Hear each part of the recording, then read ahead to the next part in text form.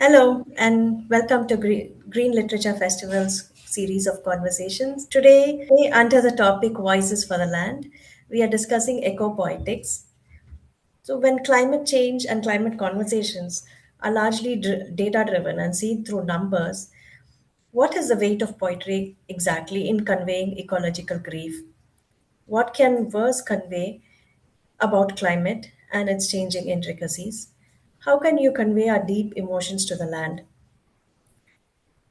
So today we have with us two brilliant poets discussing all of this and more. Quickly moving on to introductions. Vinita Agrawal lives in Indore, India. She has authored 6 books of poetry and edited 2 anthologies on climate change. She is the recipient of Jayanta Mahapatra National Award for Literature, the Provost Prize Hong Kong, the Rabindranath Tagore Literary Prize, and the Gayatri Gamash Memorial Award for Literary Excellence. She co edits the yearbook series of Indian poetry in English. She was the former poetry editor with Usawa Literary Review. She has also authored a children's fiction book, Jade and the Harmony Flyers. She has been published in Global South, Pratik, Mascara Review, Indian Literature, Asian Cha, Voice and Verse, the Bombay Literary Magazine, The Canary, and Parcham, among others. She is on the advisory board of the Tagore Literary Prize. Ramesh Karthik Nayak, the other poet joining us today, is the winner of Sahitya Akademi Yuva Purashkar in Telugu for the year 2024 for his short story collection Dhavlo. He is the first tribal and youngest Telugu author to receive this honor at the age of 26. He is a bilingual poet, short story writer, editor, and translator from Telangana. He has 7 books to his credit, 6 in Telugu, and a poetry collection in English, Chakmak, which was awarded the 2024 Muse India Young Writer Award in the poetry category. He is one of the first writers in Telugu to depict the voice, identity, and lifestyle of the Banjaras. So, over to you both. Thank you, Monisha, for that very warm introduction. And I'm so happy to be here. Thank you, Green Literature Festival, the team there.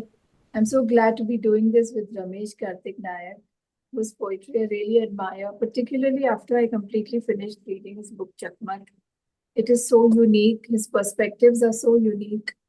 And I look forward to talking about, how he brings this particular tribal angle to the table of eco poetry, which is very special, really, to this world of green poetry, which coined by the Green Literature Festival. It's a lovely phrase. I like it. Green poetry. So, Ramesh, we're going to be talking about green poetry today. What do you have to say?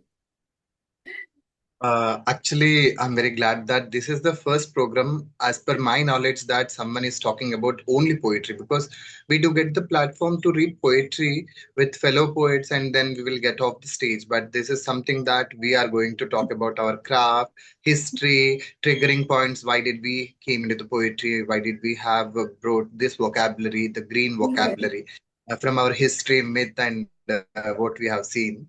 And I'm very happy that I'm also quite shocked that till now I have read poetry about the nature and many things, but this is the first collection to have the whole earth to be coming together, where the sparrows or glaciers or it's like many things like summer, many things coming together, and I'm like a bit shocked that how can this person would have brought into this poetry, because like this is something where we can write a novel. This poetry has a big canvas, but I'm quite shocked and also wanted to ask you about this thing, that why did you have choose the poetry. And thank you so much, Monisha, for such a great welcome, and also been bringing me together with Vinita, because like we are friends on Facebook, friends on since many years, but we never had a chat, and this is something a great start for us.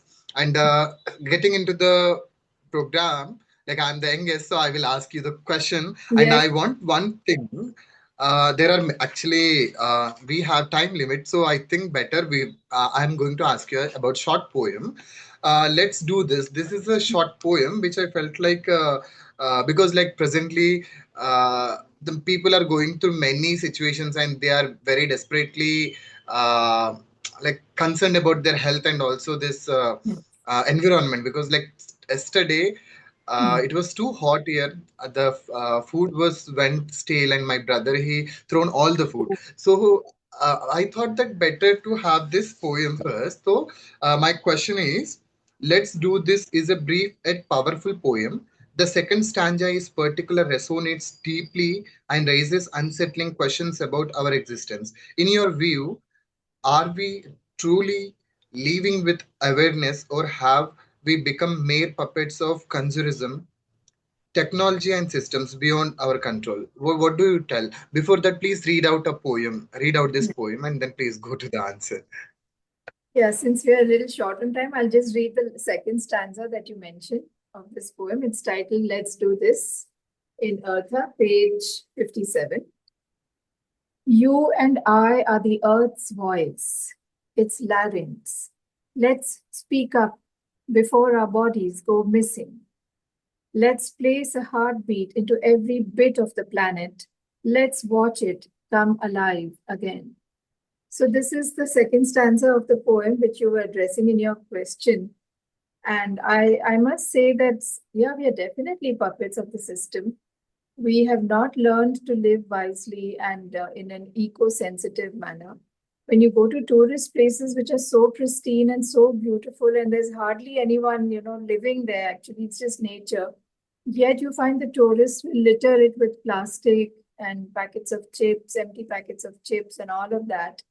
So that indicates a total lack of awareness. But let me go on to the broader, thing, the broader canvas of not living wisely. When you talk about industrial waste, the way it is disposed of, the kind of harm it causes to the environment. Global warming is far beyond that 1.5 degrees centigrade rise that it is allowed. It is almost increasing by 2 or 3 degrees every year. There is a very terrible problem.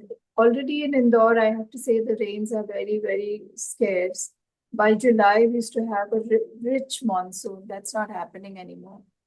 So unfortunately, we have a lot to learn, and the entire aim of Eartha and all my eco poetry which I write is to to generate awareness amongst the readers and sensitize them to this matter. Thank you for that question, Ramesh. And I also must ask you this. I have loved reading Chakmak. I have loved your poems. I love the way you use language. It's different from what the others write, very Thank different. you. So my first question is, your poems have a wonderful quality of getting up close and personal with the subject on which you are writing. For example, the poem Creation, which I really love, is a unique blend of observation and emotion. How were you able to bring in so many elements of nature into such a short piece and make it work beautifully? And since it's a short poem, may I request you to please read that whole poem for us? Yeah, the title of the poem is Creation. The frozen snake guarding the egg of earth doesn't have life or death. The egg of earth breaks, forming a hieroglyph on its shell. As it's as it gets old, there are cowrie shells, corn, jowar, sand, and the water inside it. Creatures reincarnate inside the egg, mortgaging language after they form, a hard to understand. Uh, like when it was totally a simple thing for me to write this poem, that we have this many mythological stories where a snake is guarding or else like carrying the earth from this Yes. uh, stories that we have heard our childhood. So this don't have anything with my community, tribal community, but I thought that something, if suppose there is some earth is a egg and it had been carried by some snake and it's just guarding, then what is happening? Because like we have many things like magic, folk things, and many things. So bringing all the elements together, how a life is going to be produced in this egg. So I thought that bringing all this language, heartbeat, and everything together, I thought it was just an imagination. But I felt very happy that how could I have wrote such a small and also beautiful poem. Yeah. Sometimes we feel shocking, as you said that. And I'm glad that when I submitted the manuscript to Dibya Jyoti, Rohit and Shobana Kumar, they have edited tremendously. Like it took some 5 years to bring this book. The book is very small, but it took 5 years to bring out. Yeah, yeah, all the And effort. yeah, all the effort. So another thing, when I was reading your poetry, each and every gender has a different perspective to understand poetry, to approach towards some topic, or else like to take it. Because like it might be motherhood or fatherhood, whatever it is. But when it comes to your poetry, you have this pain of a motherhood that you are warning somewhere, and also you have this pain that we going to starve like anything, we are going to suffer a lot. So that resonated everywhere. So I thought that why shouldn't I ask this thing.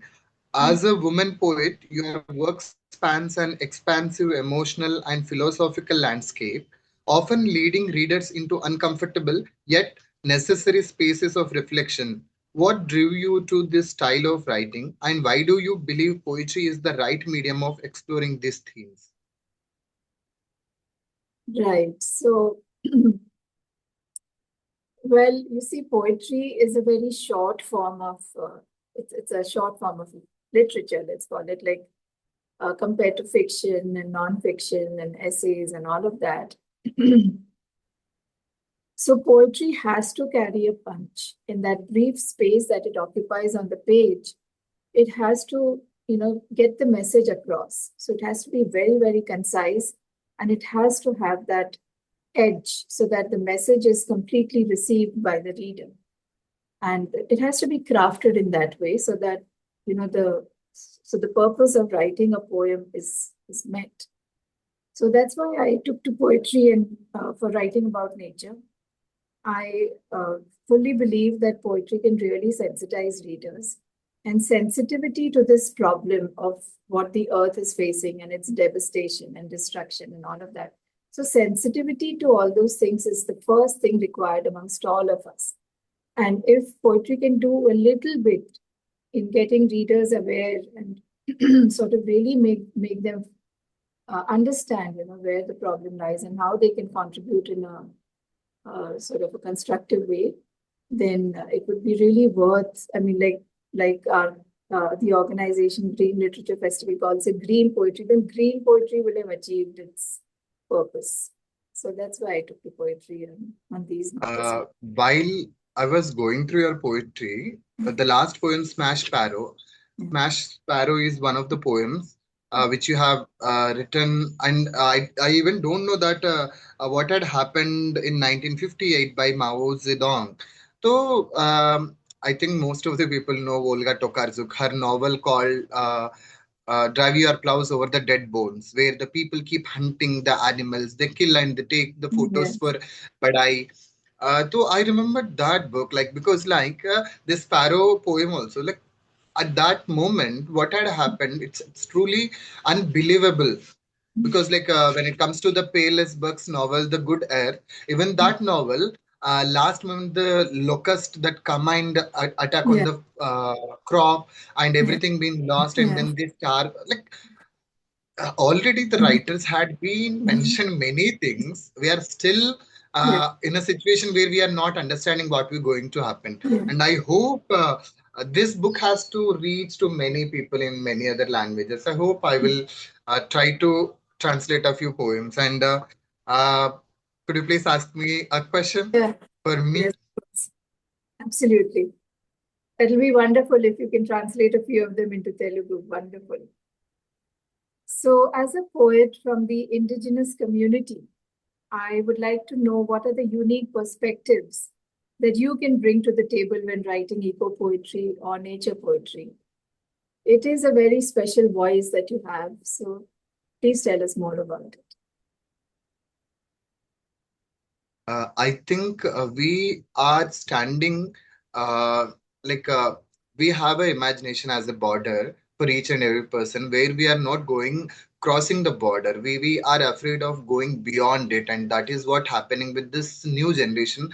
Mm. We the people, because like we have many problems with this new technology, because like I'm a 90s kid guy. I don't know how to operate a phone, and my brother, he operates or he orders food. So going beyond the imagination, going beyond this technology that had been came and settled in between like our lives and dominating. I think that I have never like I'm trying to get beyond the imagination, and now I'm trying to write something. But the thing that I have written when it comes to the eco poetry, because like when Monisha contacted me, I never thought that, I never even know that I was writing eco poetry and I have eco, because like whenever I write, definitely a leaf, a parrot, a peacock, and soil, a rock, everything. Definitely, I think that these elements are very crucial and immense. Where I feel like it has to, because they reflect to us every morning, every day, everywhere. Like because like when we go to the field, Mm. we walk in the field and sand will be coming between your fingers and it just get clung to it and then it won't go, and sometimes it also remain in your nails sometimes. And our people, when it was some years ago, like 20-30 years ago, we our parents, they used to go to the pond. When it get dried, there will be a clumps of soil that dried off. They used to bring all these clumps of soil and keep together. Whenever they feel that they don't have food or something, they used to eat this clay soil. And like there are many things that we have, and sometimes we are also afraid to tell that what we eat, what we do. And I think we cannot make a bird's chick to learn how to fly. And a person from the indigenous community who come from, because like reading your poetry book, I was like, as an indigenous person, I resonated each and everywhere. I was walking, I was seeing, because like sparrows are very space thing that nowadays I'm seeing. There are Yes. no birds at all. No birds. And 2 years ago, 2 3 years ago, there was one of the ministers in Hyderabad whose house was covered with a very big tree. He hired a few people to cut down the tree, and the tree has some hundreds of cranes on it, crane birds. Like when the tree was fallen down on the road, how the eggs and birds and the chicks, it was like literally shattered my heart, and Brilliant. I felt like pain. Still, I think that of writing that thing. So unknowingly, like my blood, because like I have written a poem called Tree, in which I mentioned that my grandmother said that the trees are my ancestors. So if trees are my ancestors, then the every each and every element of this earth is a history of my history. So I thought that it naturally came.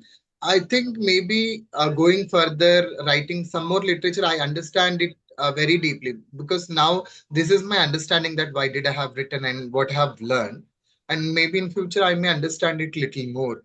And even when I was going through the book, it felt me difficult that, because like the poem seems very simple, but the person who is coming from this land, soil, and trees, it was very suffocating for me to to digest the like the lines that you have created. Yeah.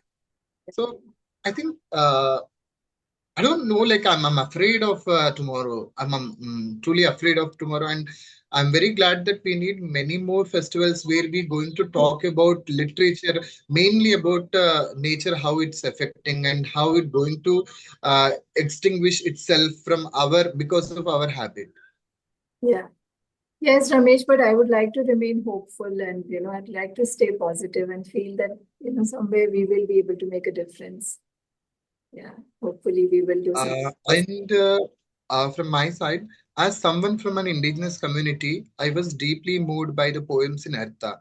They made me confront the future that awaits both humanity and the natural world. What compelled you to write this collection? Was there a particular moment or experience that became the seed for these poems, or else like collection? Like it was truly an idea, or someone suggested you. What had happened? Because like sometimes past history, sometimes a small moment, Yeah. sometimes a small plant in your garden can also make you write some a big book. So what had happened? Mm. Yeah, so I remember this quote. It's a very beautiful quotation. I forgot who said it, that coincidence, if traced back far enough, seems inevitable. So, in the same vein, writing Artha, me writing Artha was inevitable.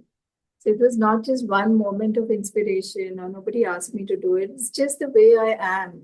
Right from my childhood, I used to be, roaming around in the gardens or in some sort of wilderness, playing in the mud, with leaves and flowers and making all kinds of things with them. And that was the way I grew up. And I've always been very, very attached to nature. And that's what really makes me happy. And when I see, the destruction that's happening, you don't see as many trees as you used to. You don't see some of the flowers which you saw in your childhood.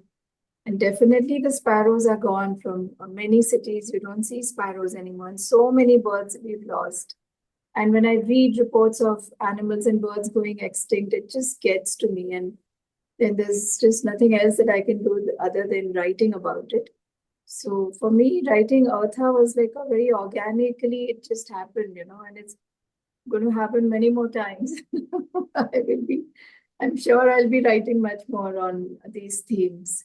Very, very organic, completely. There was one of the poems called Bottling the Ganges, like Yeah, bottling the yeah, Ganga. Uh, on Instagram, I have seen one of the posters where comparison of India and London, where yeah. people treat a river as a goddess, how dirty it is. When people think river as a river, how beautiful it is. So, Yes. like when I read that poem two, three times, Mhm. was I don't know why was reading it, but there was one of the writers called Akkineni Kutumbarao, whose book is called Kolleti Jadalu. The book is about a big river called Kolleru in Andhra Pradesh.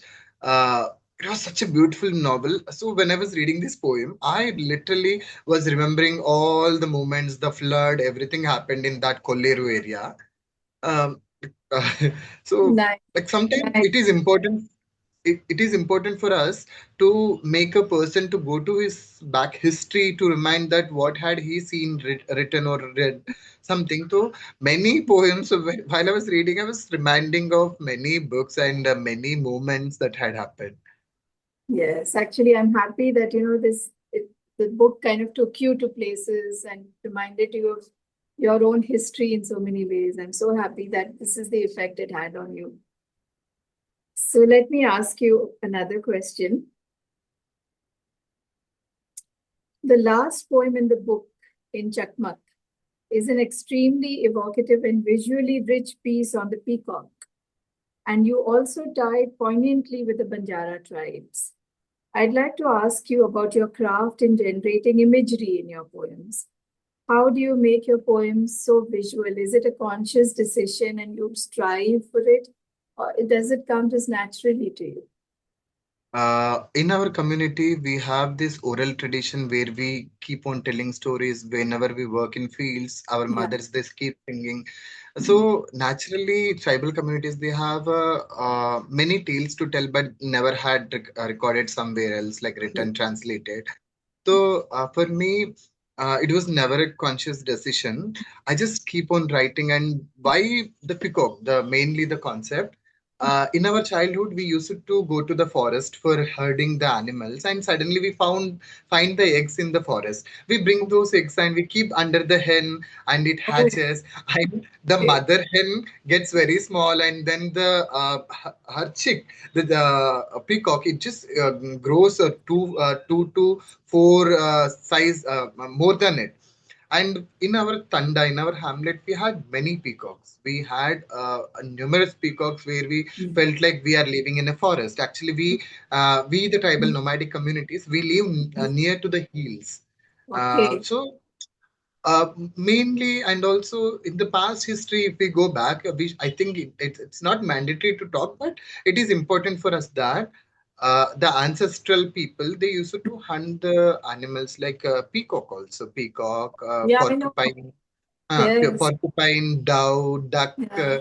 Yeah. and many other animals like Yeah, yeah. deer. Every animal was hunted. Yeah. So the like we had this peacock growing along with us as a child or brother or sister among our people, Yeah. seeing it daily, morning, Exactly. every morning Yeah. before the hen. Yeah. This uh, Peacock, they keep screaming, Yeah. and that just makes us irritating daily. Just have to listen. Whenever the sky seems gloom, it starts Oh, screaming because yeah. like everything echoes into your house and you cannot escape it. And that is the reality. That is the reality. And when like we got habituated, and at certain point we never even cared about. So that is what made me to write a poem about peacock, and I never thought that the purity of sea, because I'm afraid of sea and oceans. I just go and see, but I never dare to touch it because, uh, like when I first time saw the sea, I had a divine feeling that it's such a pure thing that when you touch it, you will be cleansed, And and your soul will be cleansed, and you will be going to the heaven with the wings and everything. But like seeing the sea, the water and the wastage, even the excretion of the human being in the sea, it was truly, I decided that I'm not going to love this sea anymore. And my lover, I just hated my lover. It wasn't yeah. truly for me that a desire of seeing a sea. I even wrote a poem about sea, that I want to go to the sea and just read a poem out that I have written poem for you. But after seeing the sea, I never did that. I'm not going to read poem, and I hate you. I don't want you. So I thought that because in movies we see that sea as a very blue thing, Yeah. it's very Glorified. dark. So I thought that bringing the speak of Yeah. reflection with the sea, it Yeah. may can make some sense. And It's beautiful. I Yeah. tried to write something, and I just wrote it. It's a lovely poem. It's just so beautiful. And my last question for you. Yeah. Throughout your book, Ertha, beauty and ecological anxiety coexist with remarkable balance. Do you see your poetry as a form of environmental activism, or is your primary intention to invite readers into deeper reflection and conversation about our relationship with their? That's a good question, and it's definitely both. The answer is that yes, it is environmental activism in the literary sense of the term. Obviously, I'm not on the roads protesting, but through writing, it is a form of environmental protest and activism.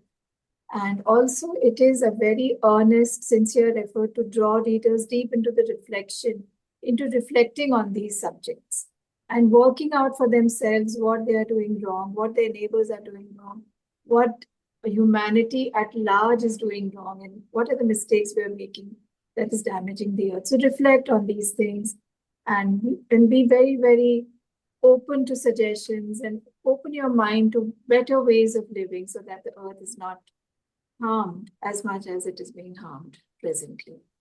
Yeah. I think we need more activism in literature because, like, when Yes, it comes to the literature from Dalit communities, when it comes to the literature from like underrated voices, women, or whatever it is, I think it is for now we need this environmental activism in the literature. I yes, think it is important and urgency. We have an urgency also now. totally, totally. I can't echo that enough. And we need many more festivals where people who believe in these subjects need to speak out very, vociferously and get the point across. It's really important.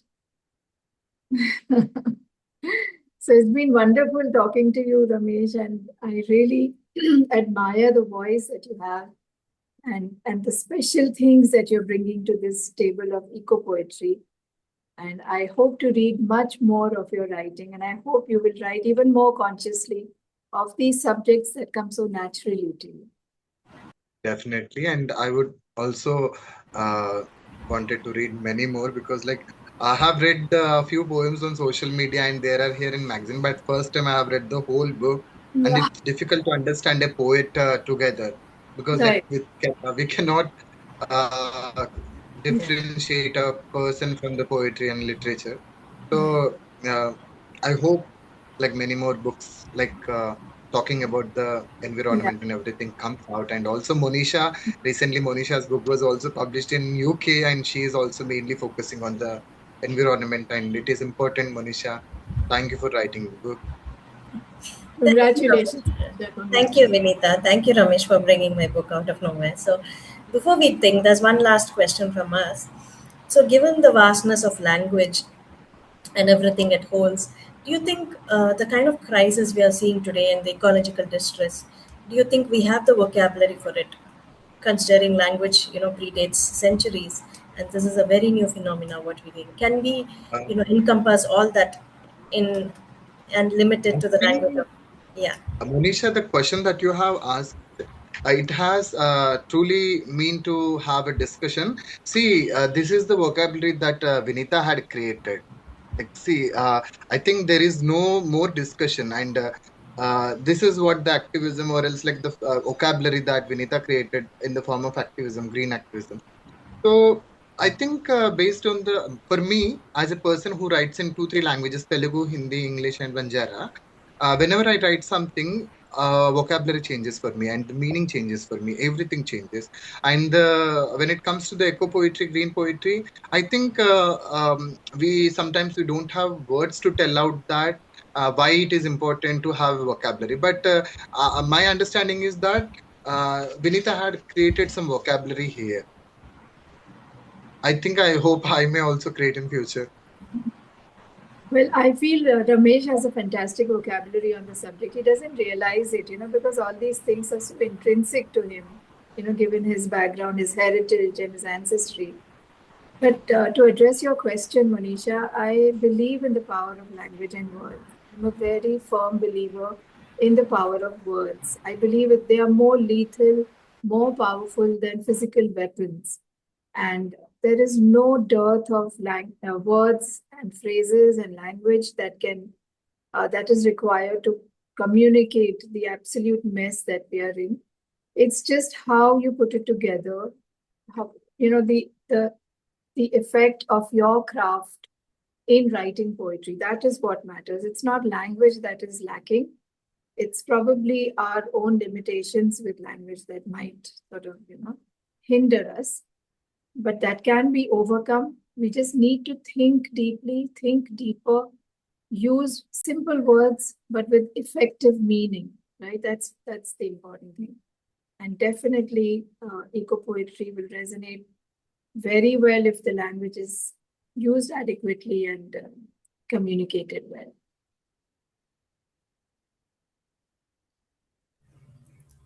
Thank you, Vinita. Thank you, I, Ramesh.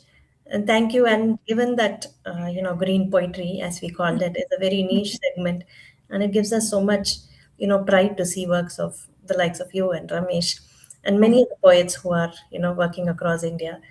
And I think it's imperative. And as you said, it's already too late and it should have started a while ago. But yes, but thank you for this and thank you for your beautiful work. And we hope to meet you both in person someday.